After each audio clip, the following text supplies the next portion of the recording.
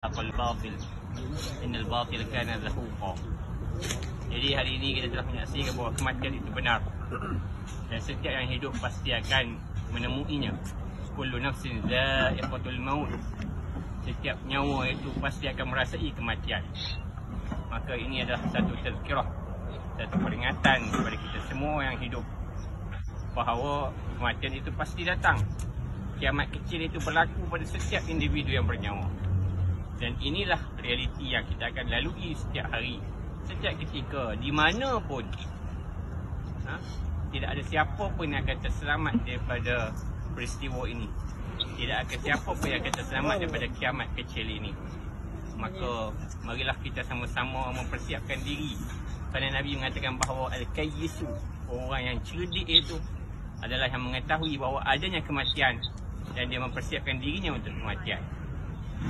Tidak kiralah siapa pun kita, apapun darajat kita, pastilah kita akan menemui fenomena ini, menemui liang ini. Yang mana Sayyidina Uthman radhiyallahu anhu, bila dibacakan kepadanya ayat-ayat akhirat, dibacakan kepadanya ayat-ayat neraka, dia tidak menangis. Tetapi apabila dia melalui tanah-tanah perkuburan, dia menangis seesak-esak.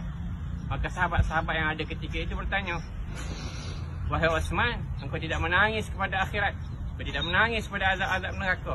Kenapa engkau menangis kerana kuburan-kuburan ini?" Sayyidina Uthman mengatakan bahawa tidaklah selamat orang di dalam kubur ini, melainkan dia akan selamat selamanya. Dan tidaklah orang binasa di dalam tempat ini, melainkan dia akan binasa selepas ini.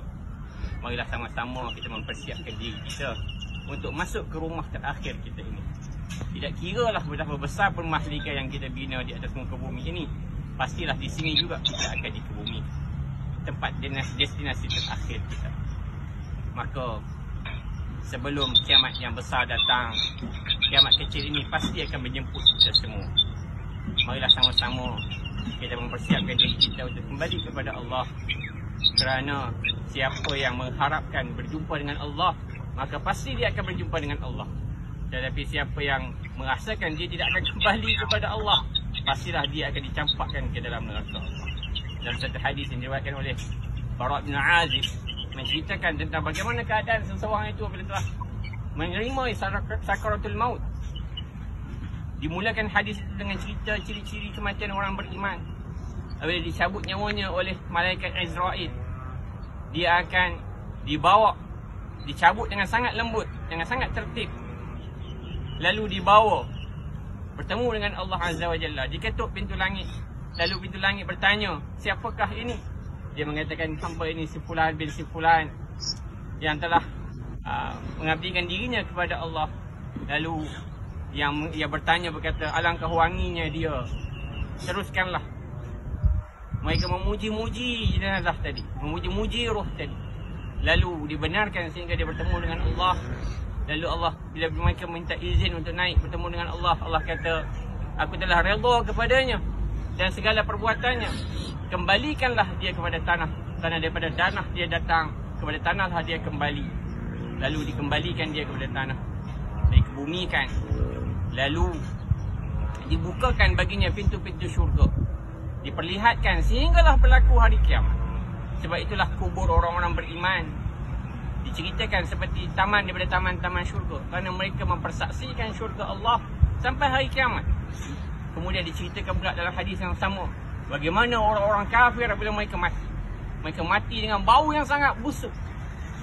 Tidak ada satu pun makhluk melainkan menghidu bau itu, melainkan manusia. Merasa kejinya akan bau busuk. Nyawanya direnggut seperti mana besi panas direnggut daripada bulu kambing biri-biri. Kemudian semua makhluk di bumi mencaci, "Siapakah yang busuk ini? Apakah yang busuk ini?" Lalu diberitahu kepada semua makhluk, "Inilah si Fulan bin si Fulan." Lalu dibawa untuk naik ke dalam atas langit. Malaikat di langit bertanya, "Siapakah ini? Apakah yang bau sebusuk ini?" Lalu datang satu suara, "Campakkanlah dia ke dalam lubang daripada lubang-lubang neraka." Lalu dia pun dimasukkan ke dalam kuburnya dan dibukakan pintu-pintu neraka. Maka dia menyaksikan neraka seperti mana yang Allah sebut dalam surah at-takasur. Dia akan menyaksikan neraka sampailah hari kiamat. Dan itulah sebabnya kenapa orang kafir ini kubur mereka dipanggil sebagai lubang daripada lubang-lubang neraka. Jadi persiapkanlah kita di atas muka bumi ini untuk memilih kematian bagaimanakah yang ingin kita hadapi. Apakah kematian yang baik, dimuliakan oleh Allah Subhanahu Wa Taala, ataupun akan menemui kematian yang sangat mengerikan di dunia dan di akhirat oleh semua makhluk melainkan kita sahaja. Kita yang bernama manusia sahaja yang tidak menyaksikan perkara itu. Kita bernama manusia sahaja yang tidak menghidu bau-bauan. Tetapi semua makhluk lain mempersaksikan. Tidaklah saya memuji jenazah arwah ayah saya ini, melainkan kita menjadi saksilah apa yang kita telah lakukan dan kita saksikan pada hari ini. Mudah-mudahan Allah menerima semua doa-doanya, Allah menerima semua amal-amalnya, Allah menerima semua jihad-jihadnya untuk memperbetulkan dirinya yang khilaf, untuk memperbaiki kelemahan-kelemahannya. Sesungguhnya sebaik-baik kebaikan itu adalah di akhirnya. Mudah-mudahan Allah menerima ayah saya dan Allah memberikan kepada kita daripada kematian ini kebaikan-kebaikan sebab berjumpa dengan Allah Subhanahu Wa Taala. Saya ucapkan sekali lagi jazakumullah khairan katsira. Sesungguhnya Allah Subhanahu Wa Taala telah menjanjikan melalui lidah Nabi SAW, bahawa siapa yang mengiringi jenazah sehingga dia disolatkan, maka baginya satu qirat. Dan barang siapa yang mengiringi jenazah sehingga dia dikebumikan, maka baginya 2 qirat. Walaupun amal ini nampak sederhana, kita hanya datang mengiringinya dan melakukan amal-amal yang bersama-sama, tetapi sahabat-sahabat bertanya, apakah itu satu qirat ya Rasulullah? Rasulullah SAW mengatakan satu qirat itu adalah sebesar gunung Uhud. Yang mana kita tahu bahawa gunung Uhud ini panjangnya lebih kurang 6.5 km. Dan Allah akan berikan kepada kita di akhirat nanti syurga nanti emas sebesar itu.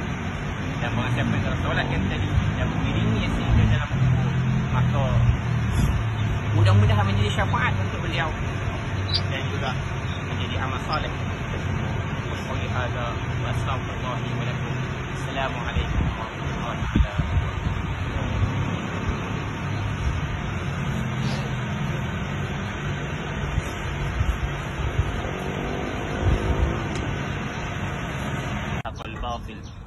Innal batil kana zahuqa.